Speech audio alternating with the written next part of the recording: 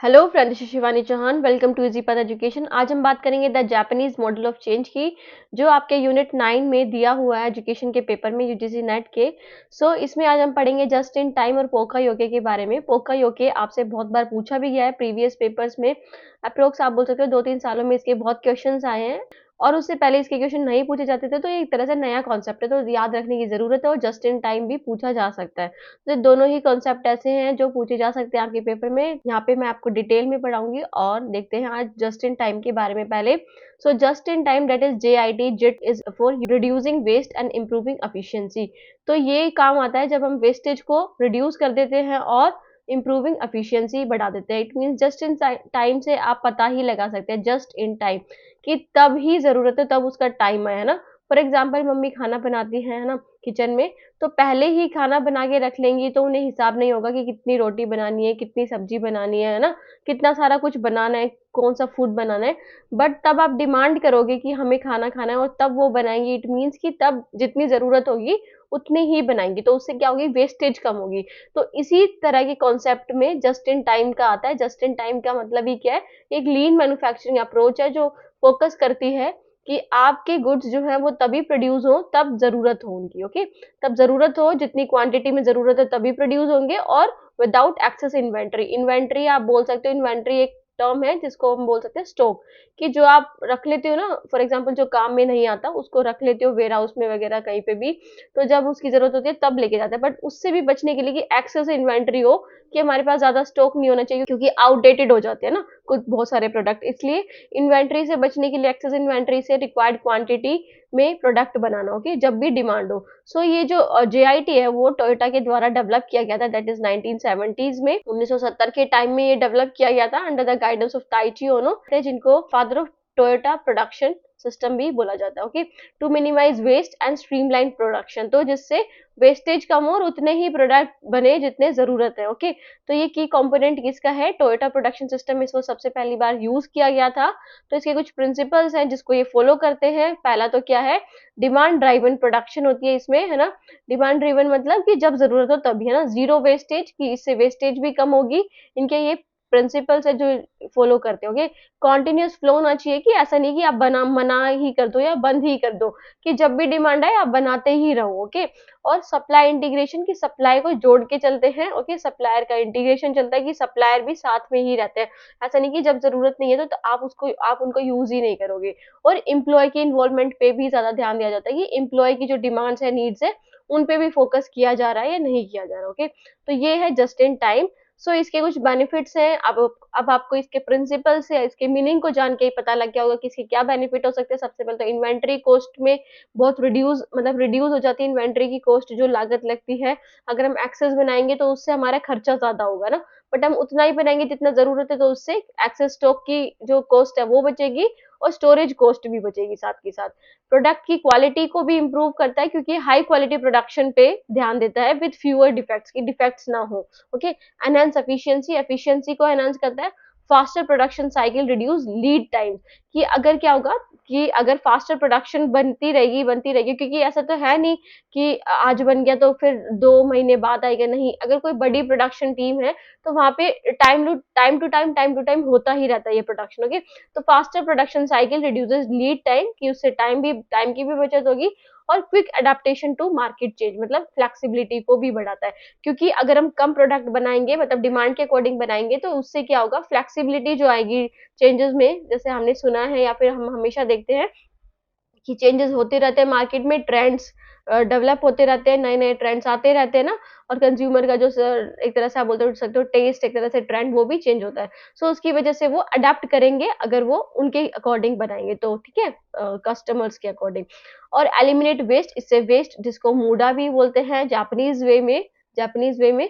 इसका क्या मतलब होता है, reduces waste material, time and effort. तो वेस्टेज ऑफ टाइम भी बचता है, और एफर्ट भी बचता है, और मटेरियल भी बचता है।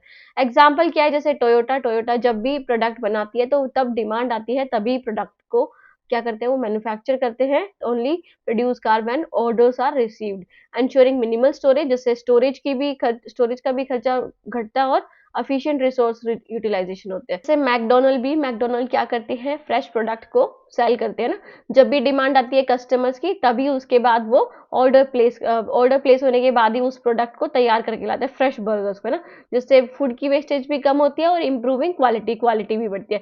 ऐसे ही अमेजोन भी इसी प्रिंसिपल को फॉलो करती है वेयर हाउसेस में, कि जिस टाइम पे जैसे प्रोडक्ट की सेल आती है तभी वो उसको, या फिर डिमांड आती है तभी उसको वेयर हाउसेस में रखते हैं, storing only essential stock, restoring based on demand. Okay, demand के बेस पे। तो ये था जस्ट इन टाइम, बहुत ही सिंपल सा कॉन्सेप्ट है, आप इसको बस एक वो मैंने बताया था ना आपको किचन वाले बात से, उससे याद रखो। ओके, इसमें आपको जो पॉइंट्स है वो याद रखने हैं, पहले तो प्रिंसिपल्स याद रखने हैं, किसने इसको दिया था, दैट इज ताइची ओनो, है ना, और कब दिया था और कहाँ पे ये सबसे पहले स्टार्ट हुआ था, जो टोयोटा प्रोडक्शन सिस्टम में स्टार्ट हुआ था। ओके, सो पोका योके क्या होता है, next one is the poka yoke, तो it means a mistake proofing to ensure quality. इससे रिलेटेड क्वेश्चन भी पूछे गए हैं यूजीसी नेट में। अगर हम बात करें पोका योके, ये भी एक जापानीज टर्म है जिसका मतलब क्या है, mistake proofing technique. Okay, mistake proofing मतलब इससे समझ ही गए होंगे कि मिस्टेक्स बचे या फिर एरर फ्री हम कोई प्रोडक्ट बनाए, उसमें बहुत ही कम मिस्टेक्स हो।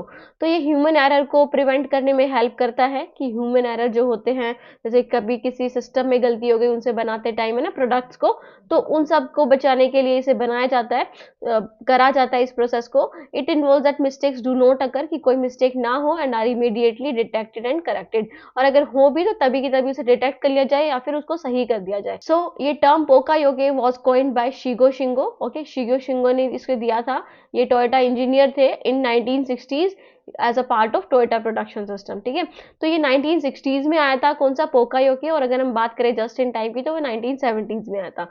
सो ये भी टोयोटा प्रोडक्शन सिस्टम का पार्ट था, जिसको हम पहले बाका योके बोलते थे, दैट इज फुल प्रूफिंग। तो फुल से क्या हो गया, full proofing in the sense की वर्कर्स को आप क्या बोल रहे हो, फूल बोल रहे हो, मूर्ख बोल रहे हो। तो वर्कर्स की एक तरह से अहमियत रखने के लिए या फिर उनको थोड़ा अच्छा फील कराने के लिए उस टर्म को पोका योके में चेंज कर दिया, to maintain respect for workers. तो टाइप्स कौन कौन से पोका योके के आ सकते हैं आपके पेपर में, prevention based poka yoke, it means stops error from the happening in the first place, कि अगर आपको लगे कि यहाँ पे एरर हो सकता है, यहाँ पे एरर है, तो आप वहीं पे स्टॉप कर दो।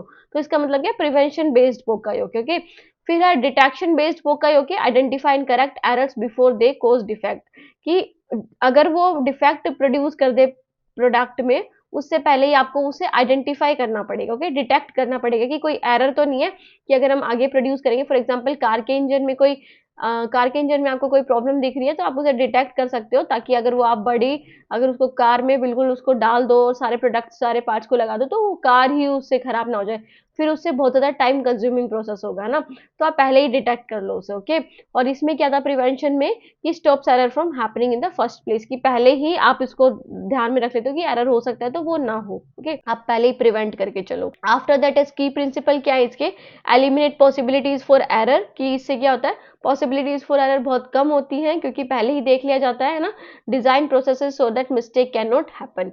Use physical and visual cues, तो ये कुछ गाइड्स या फिर कुछ शेप्स या फिर कुछ ग्राफ्स लेकर चलते हैं, जिसकी वजह से उन्हें पता चलता है कि कहीं पे अगर कोई प्रॉब्लम हुई तो पता चल जाएगा ना। इंक्लूड गाइड शेप्स और सिग्नल्स टू प्रिवेंट मिसप्लेसमेंट, क्या देते हैं, कुछ फिजिकल या विजुअल क्लूज देते हैं, जैसे कि आपके पेन ड्राइव में आपने देखा होगा, आपकी एक साइड से पेन ड्राइव लगती है, दूसरी साइड से नहीं लगती है, तो जिस साइड से लगती है वहां पे वो ऐसा कुछ लाइन्स ही बना के दे देते हैं ना, कि आप ये देख लो कि इस साइड से पेन ड्राइव नहीं लगती है। या फिर आप कार के सिस्टम में देख सकते हो, है ना, कार के सिस्टम में कि जो सीट बेल्ट होती है, सीट बेल्ट लगाने अगर नहीं लगाई है आपने, तो वो बीप करने लग जाता है ना, कार का जो सिस्टम है वो बीप करने लग जाता है, ये बताने के लिए कि आपने सीट बेल्ट नहीं लगाई हुई है। तो एक तरह से क्या है कि मिस्टेक्स ना हो उसके लिए गाइड्स या फिर शेप्स या फिर सिग्नल देता है। ओके, सो फिर उसके बाद ensure automatic detection and correction, have mechanism to catch error before final product, कि पहले ही एरर्स को देख लेता है फाइनल प्रोडक्ट के बनने से पहले ही पोका योके में। ओके, तो ये इसके कुछ प्रिंसिपल्स हैं। बेनिफिट्स क्या है इसके, सबसे पहले तो ह्यूमन एरर को रिड्यूस करता है, क्योंकि ये हमें दिखाता है कि कोई भी मिस्टेक है तो वो पता लग सके ना। तो एक्यूरेसी मेंटेन रहती है और कंसिस्टेंसी बढ़ती है, और इम्प्रूव प्रोडक्ट क्वालिटी, तो प्रोडक्ट क्वालिटी भी इम्प्रूव करता है, prevent defective product from reaching customer. Okay, save times and cost, time और कॉस्ट भी बचाता है, और एनहेंस सेफ्टी, और इससे सेफ्टी भी आती है। ओके, सेफ्टी भी मतलब वर्क प्लेस एक्सीडेंट्स भी बहुत कम होते हैं। सो एग्जाम्पल जैसे मैंने अभी यूएसबी ड्राइव बताई कि can only be visited one direction preventing incorrection insertion, कि कहीं आप इनकरेक्ट ना कर दो, इसलिए वो पहले ही एक साइड से अलग से सिस्टम दिया होता है। ओके, फिर है कार सीट बेल्ट अलर्ट्स। तो कार सीट बेल्ट अलर्ट्स भी देखो बीप करने लग जाता है अगर पैसेंजर ने अच्छे से नहीं सी पैसेंजर्स ने सीट बेल्ट नहीं लगाई है तो अच्छे से, है ना। बहुत ही इजी था। हमने पढ़ा किसके बारे में, जस्ट इन टाइम जेआईटी के बारे में पढ़ा और पोका योके के बारे में पढ़ा। ओके, आपसे पूछ सकते हैं कि पोका योके कहाँ से टर्म आई है, या फिर जेआईटी टर्म कहाँ पे सबसे पहले इंट्रोड्यूस हुई थी, किसने इंट्रोड्यूस किया था, पोका योके किसने किया था, पहले कौन सा आया था, पोका योके आया था या फिर जेआईटी आया था, है ना। और पोका योके का मतलब क्या है, अगर हम इंग्लिश में मतलब बात करें, पहले ही इसको पोका योके को क्या बोला जाता था, है ना। और जेआईटी किस लिए यूज होता है, तो बहुत सारे क्वेश्चन से पूछे जा सकते हैं, बहुत ही आसान वे में आपको करके आना है, क्योंकि बहुत ही इजी सा टॉपिक है, इससे ज्यादा कुछ क्वेश्चन बनेंगे नहीं। बस आप बोल सकते हो कि इससे स्टेटमेंट वाइज क्वेश्चन बन सकते हैं कि कौन सी स्टेटमेंट सही है इन टर्म से रिलेटेड, कौन सी नहीं है। तो आप इसको पढ़ लोगे तो आपको बहुत ध्यान से समझ में आ जाएगा। ओके स्टूडेंट, सो ये थी वीडियो, सब्सक्राइब करना ना भूलेगा अगर नहीं जुड़े हो चैनल से, और लाइक भी कर दीजिएगा वीडियो पसंद आई हो तो, और चैनल को सब्सक्राइब भी कर देना, और डाउट्स वगैरह भी पूछ लेना अगर डाउट्स आएगा, है ना, कोई भी, तो आप कमेंट सेक्शन में कमेंट करके पूछ सकते हैं। टेलीग्राम से भी जुड़ जाना, जहाँ पे आपको सारे को इस वीडियो के लिंक मिल जाएंगे, है ना। कहाँ पे, टेलीग्राम चैनल पे, तो उसका डिस्क्रिप्शन बॉक्स में आपको लिंक मिल जाएगा टेलीग्राम का, वहां से आप कनेक्ट कर सकते हैं। इंस्टाग्राम पे भी कनेक्ट कर सकते हैं, और इसकी प्लेलिस्ट भी देख सकते हैं डिस्क्रिप्शन बॉक्स में, फुल प्लेलिस्ट। ओके, जो आपकी यूनिट 9 की है। सो ये थी हमारी वीडियो, ये थी हमारी class. Thank you so much student for watching the video. Okay bye, take care, मिलते हैं नेक्स्ट वीडियो में।